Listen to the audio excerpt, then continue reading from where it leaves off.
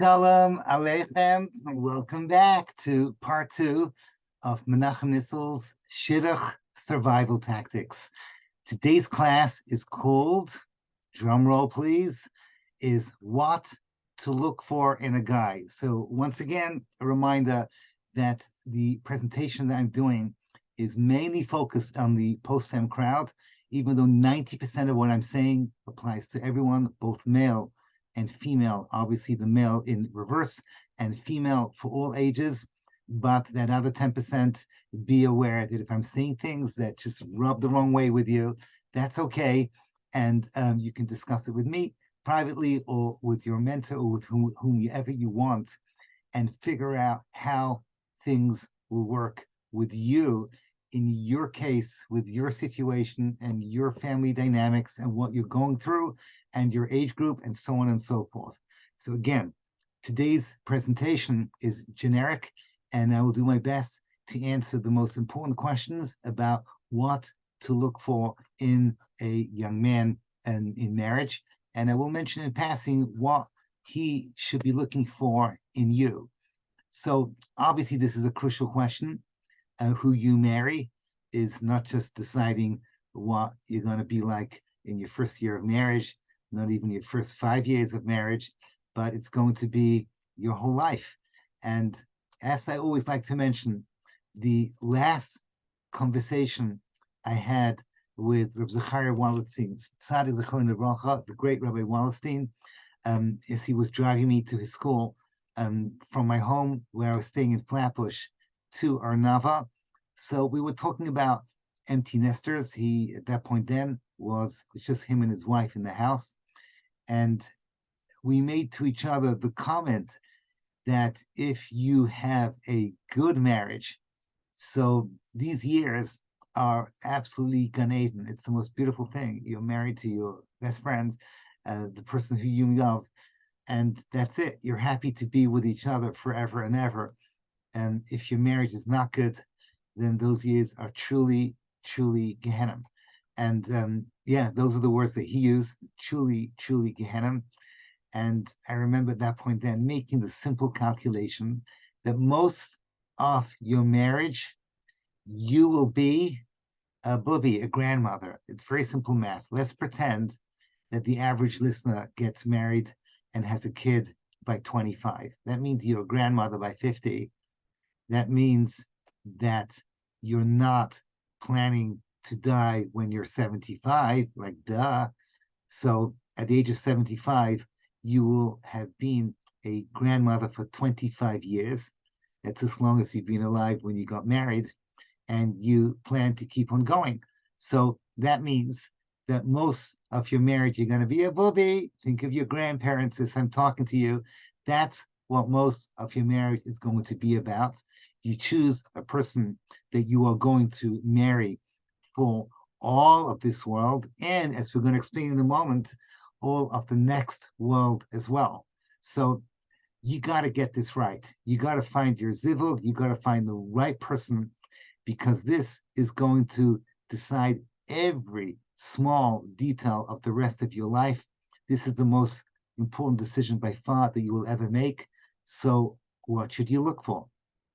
And the answer is many, many things. But I'm going to teach you the Menachem Nissel rules of thumb, which is that in life you have to prioritize. And I have what's called concentric circles in dating, meaning there are certain things that are the inner circle that you cannot be mevater, you cannot give up on these things at all. They are the central core part of your marriage. And then you've got outer circles and then even further circles, and that's where it's okay to be flexible. Honestly, I'm going to say this right up front. You and I secretly know that 5 years into your marriage, anyhow, all these calculations seem to be so irrelevant. Ask people that you know who are married, and you'll see overwhelmingly they'll tell you that what they thought when they went under the chuppah is not truly connected to the way it's going to be 5 years into the marriage, and certainly 10 years and so on. So, and things change and you change, and there's so many different changes.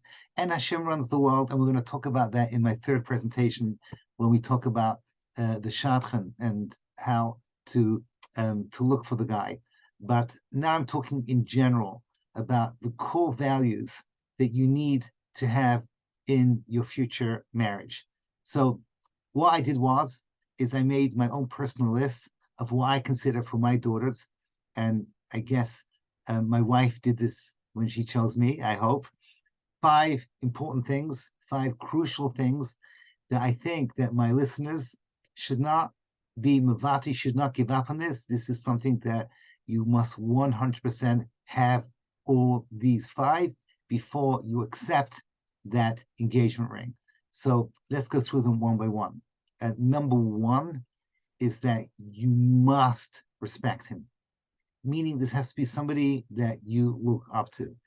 Now, the most basic level of respect is that whoever you marry has to have what we call in Yiddish menschlichkeit. Menschlichkeit means that he's a person who has that dignity of knowing how to behave, and how to behave not just with you, but with other people, somebody that you will look up to, somebody that you feel that you can give respect to. It's interesting. I once heard the class I'm giving to you, I once heard a similar class from the great tzaddik, Rav Moshe Aaron Stern, the Tribuna Rav. He said over to me, he said over to us what he considered to be the first thing to look for in a guy. And he quoted what he heard from Rav Shlomo Zalman Auerbach, who in turn heard it from the Kotzker Rebbe. This is a pasuk where in Sefer Devarim, in Parashat Kiseitze, where the father talks to the Beis Din about his daughter who has been questioned. We're not going to go into what the pasuk is all about, but the pasuk says, "Es biti nosati leish hazeh." I gave my daughter to this ish. Now, this word ish literally means a man, but the word ish also means a mensch. I gave my daughter to a mensch. I gave my daughter to a good man, who is someone that commands respect and has basic good midos. And this has to be a foundational core value that you should look for. I want to say right up front, I'm going to say it right now, that there are certain things that are called bad midos, and sometimes I've heard from very good people in Kiruv and Chinuch, people in Chinuch especially, who say that if they have these bad midos, so you should not date them, you should drop them immediately. And I always say that they need a little bit of caution. Can you respect a person who has anger issues? So some of you are thinking, oh, hell no, absolutely, God forbid. No, the guy has excuse my French, right? But the guy has anger, I'm running away. So I just want you to know that these things are very often nuanced. I know people who are very respectable people in the community, and every so often they have a meltdown.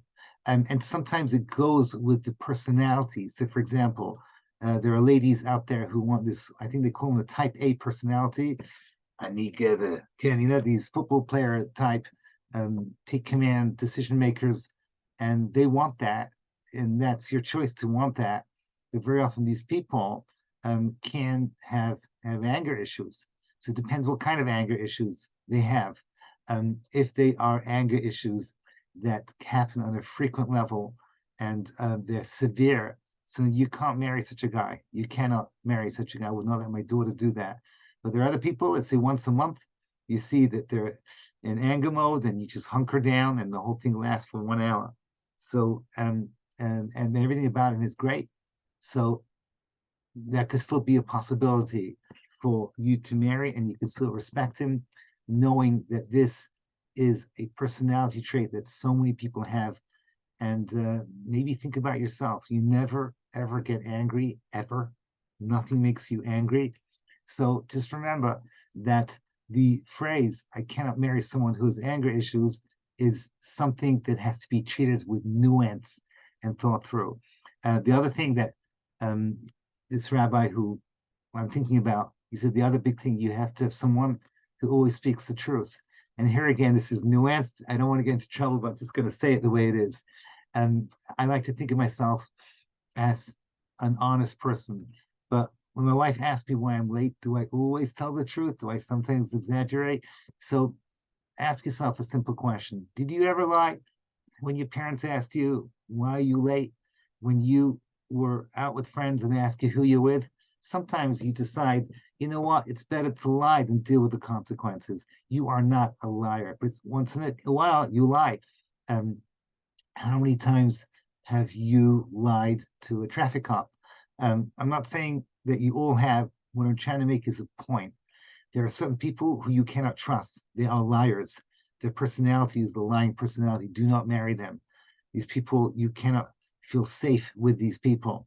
I just now dealt with a shidduch case where the girl found out just before she was going to get engaged, he told her that um, this is just before they got engaged, that his whole Frumkeit thing is a facade, and that he's on his phone on Shabbos. That was the story that I dealt with, and I just want you to know that I told her the fact that he's Machal Shabbos. Okay, that's terrible. Unfortunately, it's more common than we think. But the fact that he created a fake personality, and the fact that he lied to you constantly throughout the dating is something that you cannot get past. And I strongly advise her to drop the boy, and she did.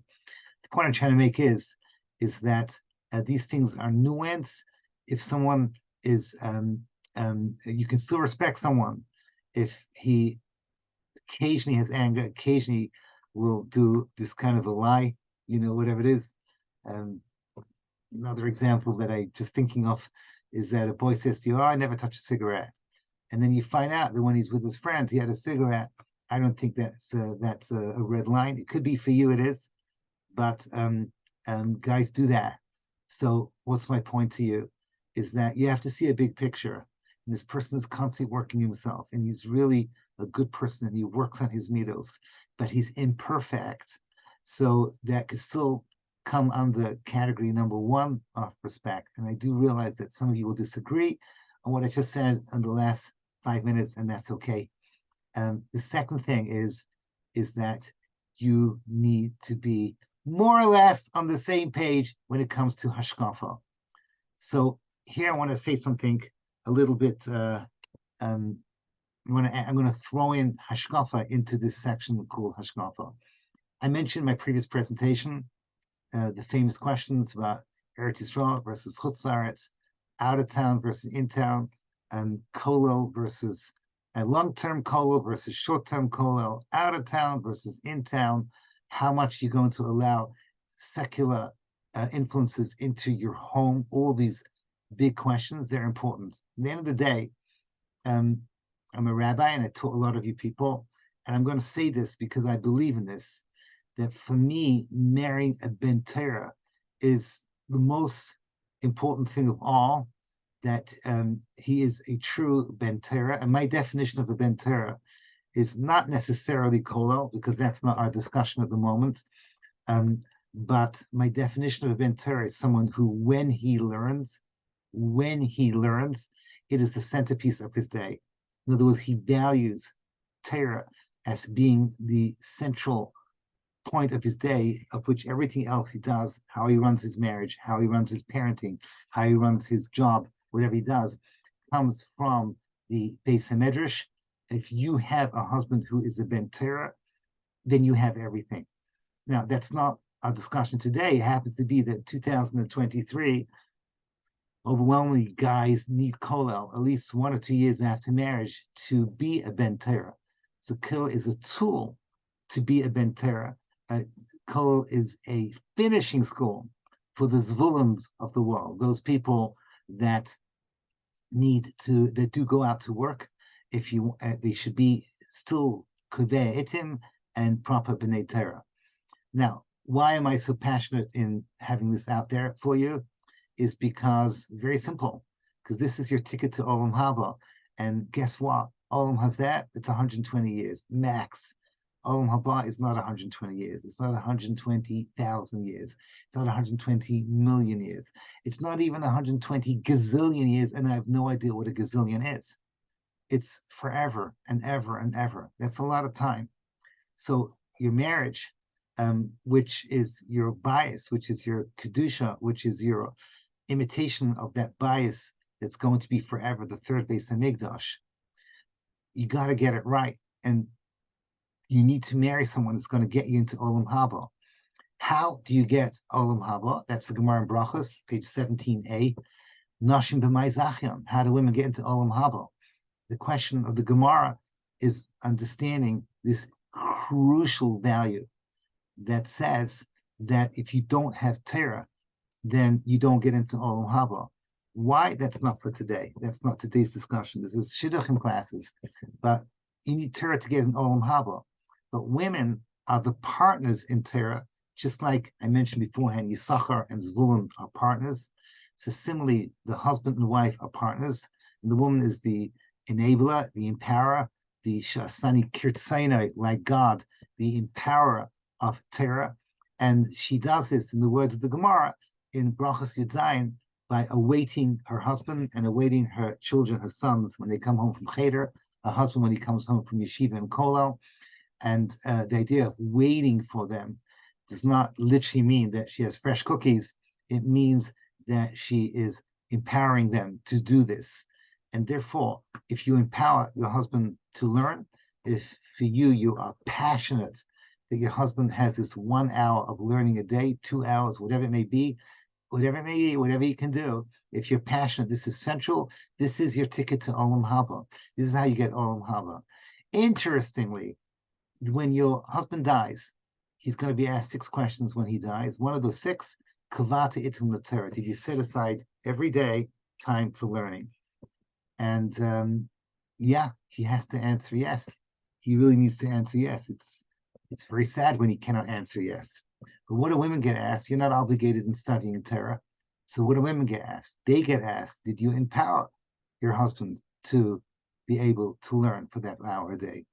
So we're not discussing now what happens if Chas v'Shalom someone never gets married, or if you do get married to a person that doesn't learn. We're talking ideal, and I'm trying to sell you this point of making sure that you have this value of having a husband who is kaveh itim, and kollel is, in most cases, the means to get there. Not always. Could be you marry an older guy, he doesn't need kollel, or you marry a guy whose personality is extremely like a good accountant, very put together, or you marry a flaming Baal Tshuva who doesn't need these things. But for most of you, most of the time, kollel is just a means so that after 1 or 2 years, he goes out to the workforce, and you guarantee that when he's 30 and when he's 40 and when he's 50, he is still learning. That is something that is so very, very important for you to have. This is your Olam Hazer and your Olam Haba. Now comes the twist. You find a guy like that, that's precious. But what is he looking for?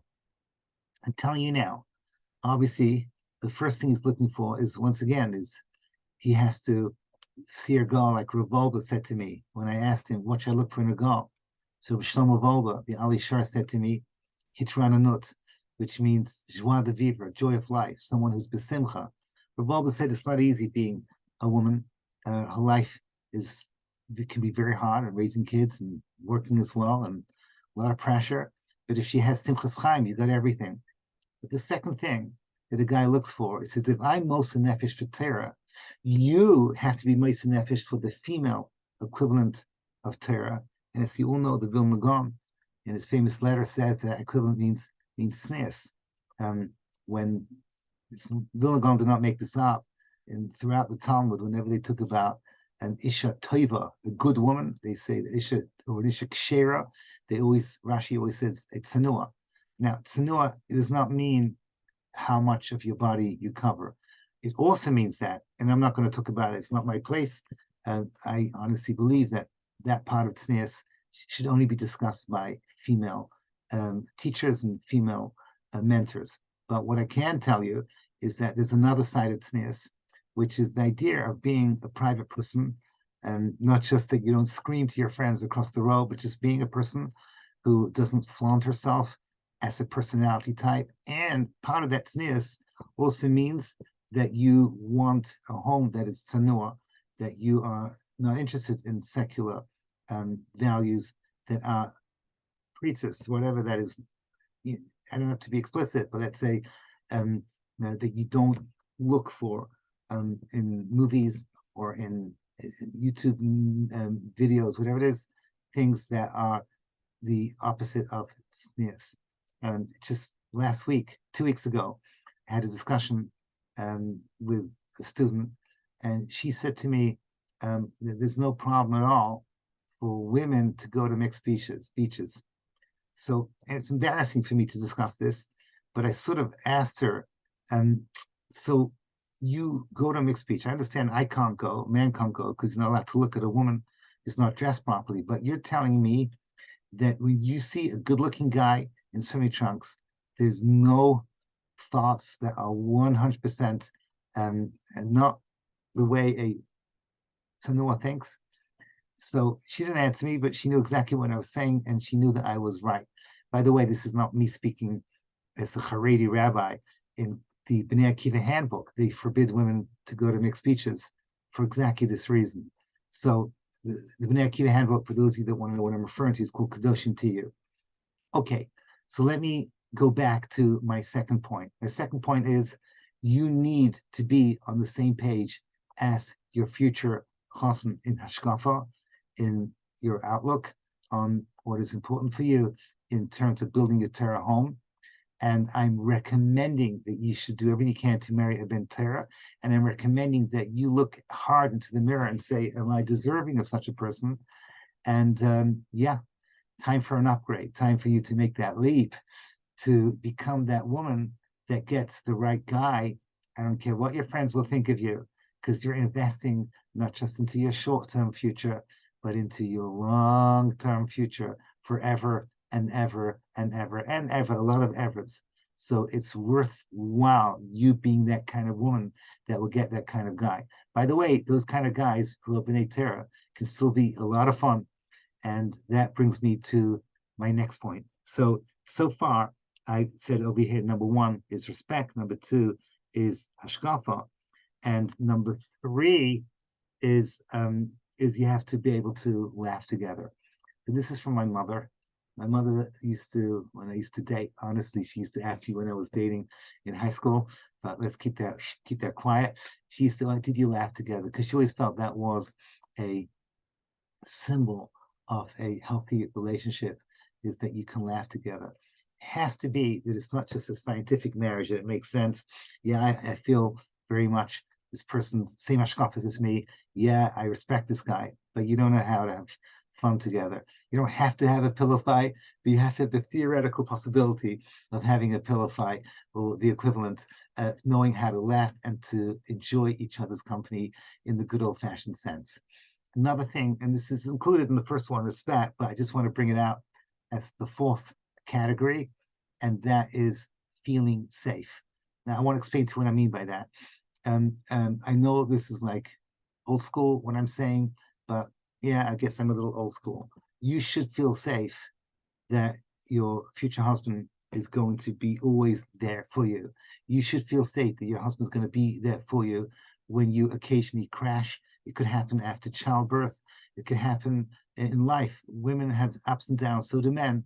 But when you're having a down, you want to make sure that the husband is there for you. You want to feel safe that the husband will take a highest responsibility, that what's written in the ksuva, that he will take care of you financially, he always will do. So yeah, he could be in kollel, but he will always put your needs first and your children's needs first, and a sense of responsibility. I'll tell you a little secret. Very often, girls will tell you, my parents talk nonstop about the importance of him having a degree or having a job. So I know exactly where they're coming from. And it's not like I'm not mocking it at all. But unfortunately, in our system, the guy wants to learn and then go into kollel. So he doesn't have a degree. He doesn't have a business plan. But if he is a person who is so clearly a Baal Achrayas, a person that takes responsibility, your parents will love him. He walks into the room and your parents look at him and say, this guy is going to take care of my daughter. So they don't have to worry. He says, yeah, I will make sure that when the time comes, I'll go to university or whatever it is, or I will I have some kind of I don't have to have a plan yet, but I will make sure that I get a good job. And you look at this guy and you say, yeah, anyone with brain is going to hire this guy because he's eminently a person who's hireable, a person he gives across this gravitas, gives across this sense of yeah, I will do my job properly. So this concept of a achrayus and feeling safe with the person, I honestly think that's a core value. It's something you cannot give up on, that you feel safe with this person on every single level, like I mentioned, of what it means, safety. And then comes the last but certainly not least is attraction. Yeah, is attraction. So I talked about my concentric circles. So I would say to you, an outer circle would be if the guy's balding, the guy has a little pouch, he doesn't look particularly, that he has, what do you guys call it, six pack? He doesn't have that. Yeah, you can give up, you can say no. I mean, but you can say this doesn't bother me. But if it really does bother you, so it bothers you, you have to be attracted to the person that you marry. Here's my definition of attraction: that you're excited to take pictures with him. In other words, that's all you need. You feel comfortable showing off to your family, yeah, this is my future husband. You feel excited to be with him. You take photographs together. It doesn't bother you. Then that means that you find him attractive. This is very, very important. And now I want to share with you something extraordinarily powerful and deep that many, many young women and young men, they miss out on the following thing. And the Torah value is that attraction should be looking for things that attract you about him, that make you also different from each other. And I want to explain to you what I mean. When you dated in high school, God forbid, but if it happened that you dated in high school, so what do you look for in a guy? Something that you will enjoy his company because you have things in common. So you like the same music.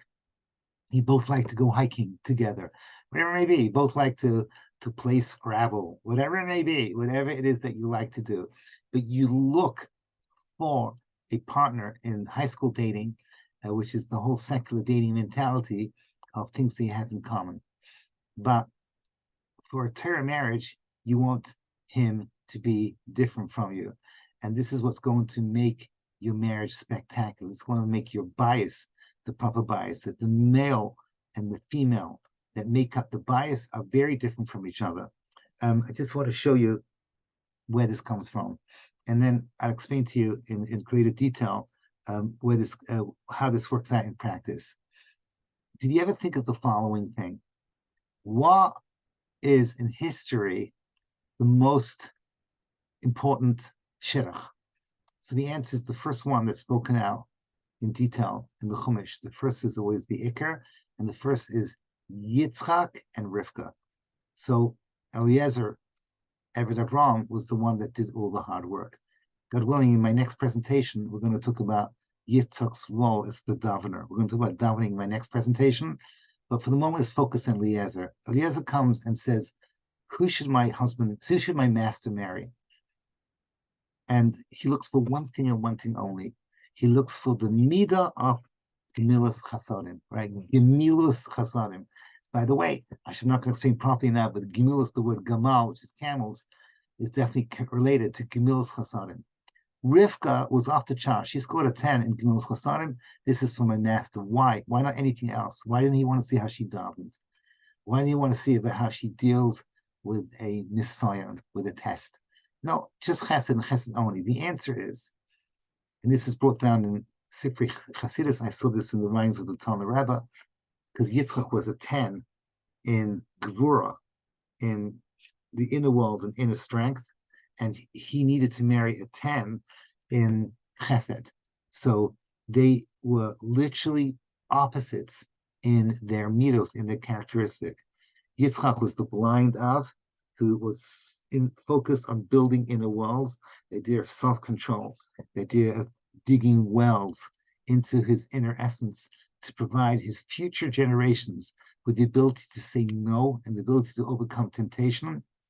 And he married a giver, pure, undiluted chesed. That's what he did. Fascinatingly, Avram and Sarah were the opposite. Avram was pure chesed. Sarah, in the world of the holy Sfarim, was the gvura of chesed. Sarah kicks out Yishmael. Sarah was, so to speak, the feet on the ground, harsher dimension to the never-ending giving of Avram Avinu, and the two of them once again balance each other out. Can't explain this to you now because it's not a Chumash class, but Yaakov Avinu was Emes, and Rachel and Leah were Sheker.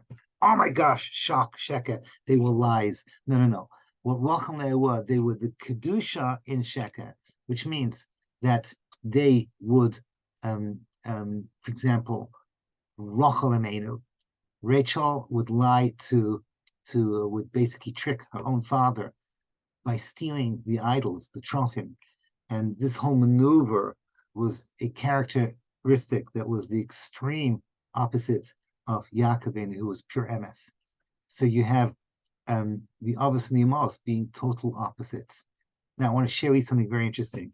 I have in front of me, this is a photocopy of the cover of a book from this extraordinary woman called Chana Levitan. She teaches with me in the Bay. The book is called, well, if you can see this, That's Why I Married You. All these cute little penguins over there.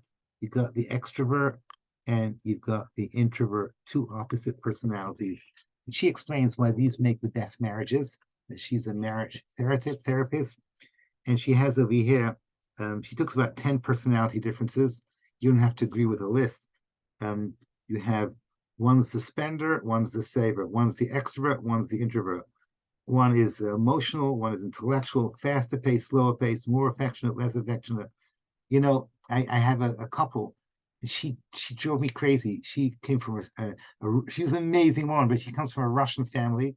She grew up, if she would fall, her parents would say, deal with it, move on. And they were good parents. They taught her to be tough. And she couldn't stand that her husband came from a touchy-feely, loving home, that if he would fall, his parents would say, poor you, maybe you want to take a week off school. It must be so hard. Can we make you some hot chocolate? So she had to deal with this, but they have an amazing marriage. I know them very well. They're an incredibly powerful couple working in Kirov. But this is an example, right? Doer and a beer. I know what a beer is, but anything connected to beer, I actually like. Very giving, more restrained, decisive, hesitant, blah, blah. The point I'm trying to make is that these opposites that Mrs. Levitan identifies is what makes a marriage great. So if you're a 5 and a 5, whatever, extrovert, introvert, so your marriage is boring. You're just doubling yourself over. It's great for dating in high school, but not real life. If you're a 6 and a 4, that's good.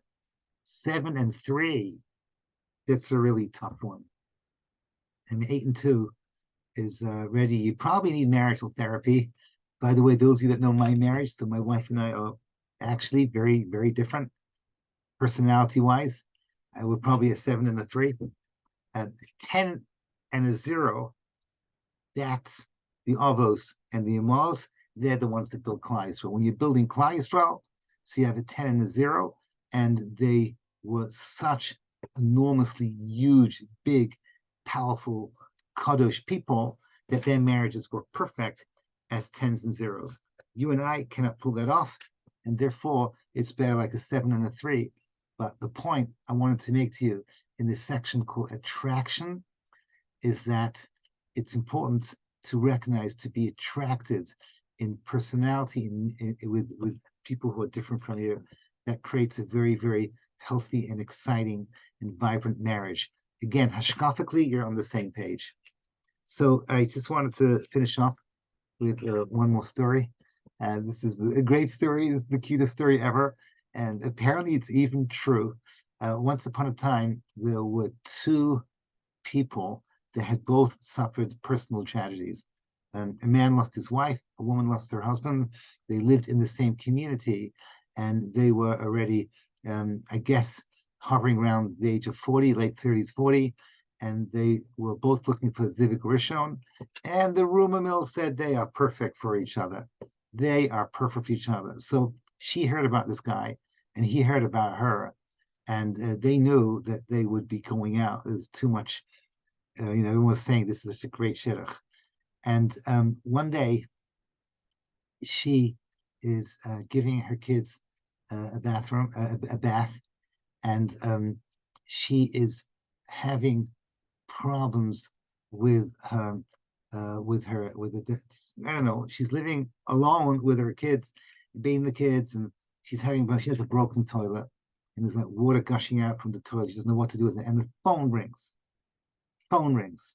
She picks up the phone. She answers before she looks at who is calling, and as she is in this overwhelmed state of being completely and totally overwhelmed with the broken toilet and giving the kids a bath, everything's going on, she finds out this is this guy who's asking her for a date. And she starts saying, no, you call it a terrible time. You said, just bathing the kids and my whole house is panicking. And as we're speaking, there's water gushing out of the toilet bowl. And this is terrible. And she puts the phone down on him. And she says, Hashem Yerachim, what did I just do? This guy could have been my Bashir. What did I just do? I ruined everything. Why did I have to react that way? And meanwhile, at the other end of the line, this man puts down the phone, and I said, Hashem, I asked you for a sign, and you gave me a sign. There's water gushing out of her toilets, just like with Rivka Imenu. There was water gushing out of the air, and Eliezer saw this as a sign that this is a great shidduch. This must be my zivug. And yes, guess what? They all lived happily ever after. And once again, I want to wish all my wonderful listeners that you should be zocher and to take good advice. If it's not for me, but take good advice and go ahead and to choose the right person today, the right person for you, and go on and build your beautiful bias Naaman B'Yisrael. Thank you so much for listening.